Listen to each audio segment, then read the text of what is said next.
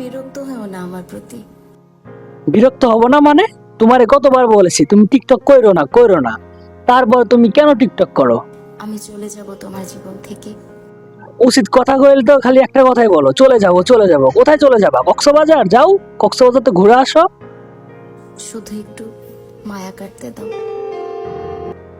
মায়া? আমার প্রতি তোমার আর কোনো মায়া আছে? মায়া থাকলে তুমি এসব করতে না। কিরে জলে?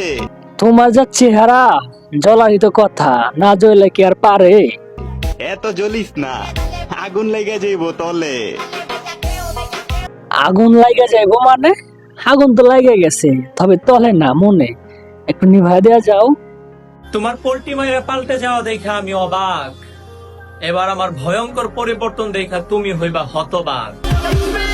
তোমার পরিবর্তন মানে তো কক্সবাজার, এছাড়া তো কোনো লক্ষণ দেখি না তোমার পরিবর্তন হওয়ার।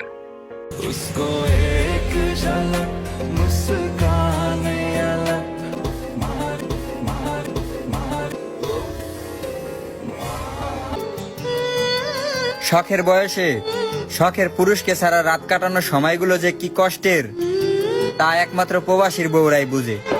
হা হা, প্রবাসী বইয়ের অনেক কষ্ট, সেই জন্য টিকটক এসে কষ্ট কমাইতেছে। বৃষ্টি হবে জানতাম না, তাই ছাতা নিয়ে বেরোয়নি, তাই ভিজে গেছি। ভিজে গেছো তাতে কি হয়েছে? তোমার কি আমি কোনো সময় কইছি তুমি ভিজে গেছো?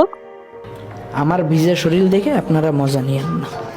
মনে রাখবেন, ভেজা শরীর শুকায় যাবে, কিন্তু আপনাদের এই মজা নেওয়াটা আমার মনে থাকবে।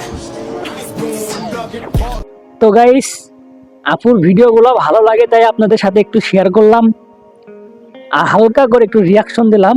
তো ভিডিও কেমন হয়েছে অবশ্যই কমেন্টে জানাবেন, আর ভিডিও ভালো লাগলে সাবস্ক্রাইব করতে ভুলবেন না।